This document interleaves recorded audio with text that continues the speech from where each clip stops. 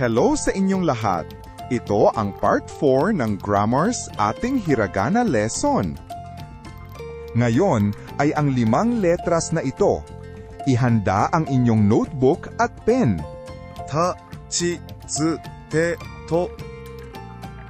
Kailangan ng pag-iingat sa pronunciation ng line na ito.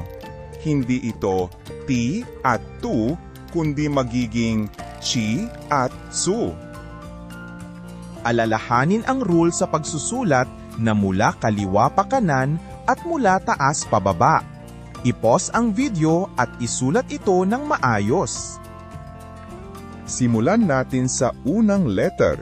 Mayroon itong 4 strokes. Ta. Ang unang stroke ay may ikling horizontal line. Ang pangalawa ay pahilis pababa. Ang pangatlo at pang-apat ay parang isusulat ang maliit na letter ko sa kanang bahagi. I-pause ang video at subukang isulat ito sa notebook.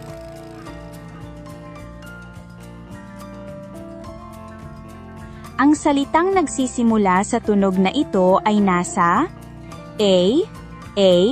W, Noun Series number 77. Tayo. Ang susunod na letter, 2 strokes ito. Chi. Ang unang stroke ay horizontal line mula kaliwa pa kanan. Ang pangalawa ay pahilis pababa mula taas, tapos gagawa ng malaking curve pa kanan.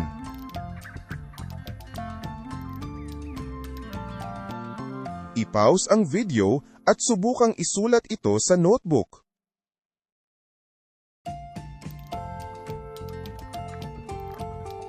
May sikat na salita na nagsisimula sa tunog na ito. Dugo o blood ng katawan at subway. Chikatetsu. Susunod na letter, isang stroke lang ito. Tsu. Gagawa ng malaking curve mula kaliwa pa kanan, tapos i-flick papuntang lower left. Hugis alon ito. I-pause ang video at subukang isulat ito sa notebook.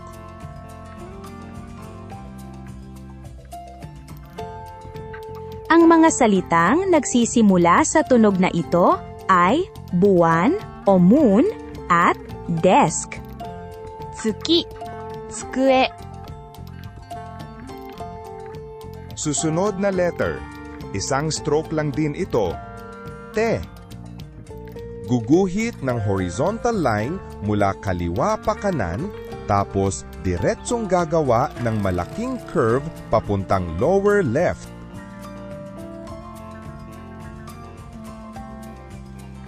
I-pause ang video at subukang isulat ito sa notebook.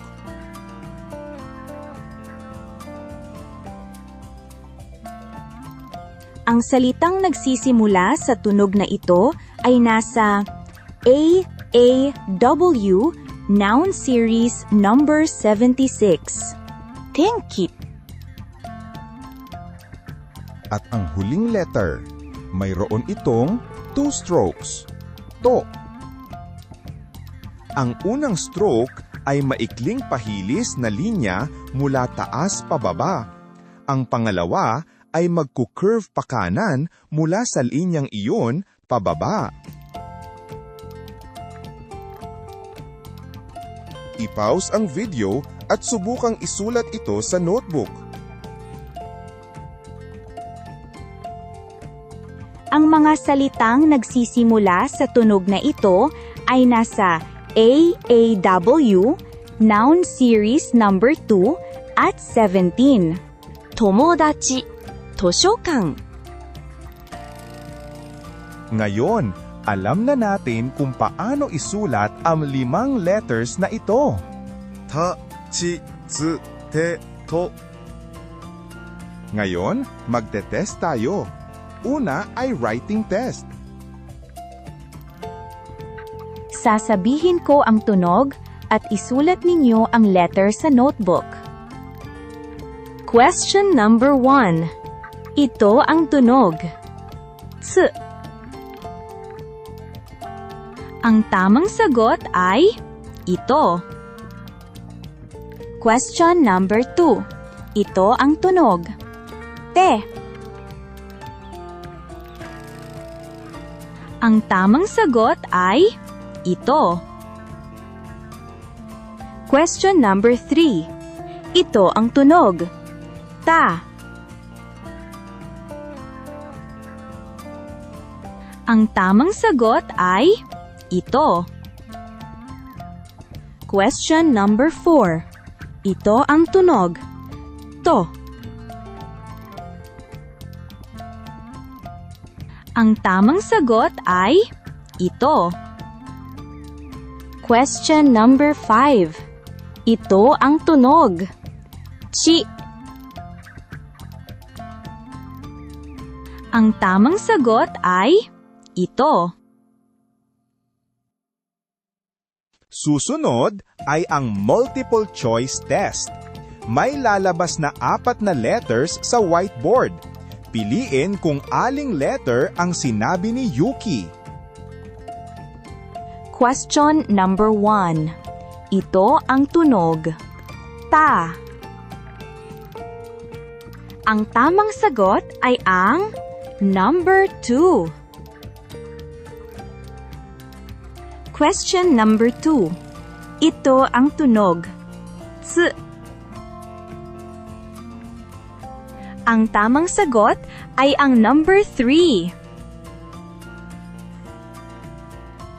Question number 3. Ito ang tunog. Te.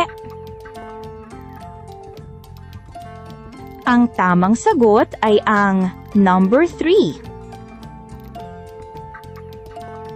Question number 4. Ito ang tunog. Chi. Ang tamang sagot ay ang number 2. Question number 5. Ito ang tunog. To. Ang tamang sagot ay ang number 4. Nakasagot ba kayong lahat? Bago ninyo panoorin ang susunod na video, i-practice ninyo ng paulit-ulit sa notebook ang 5 letters ngayon. Huwag din ninyong kalimutan i-check ang mga words sa AAW videos natin. Sa susunod, ang susunod na 5 letters naman, na, ni, nu, ne, no. hanggang sa muli,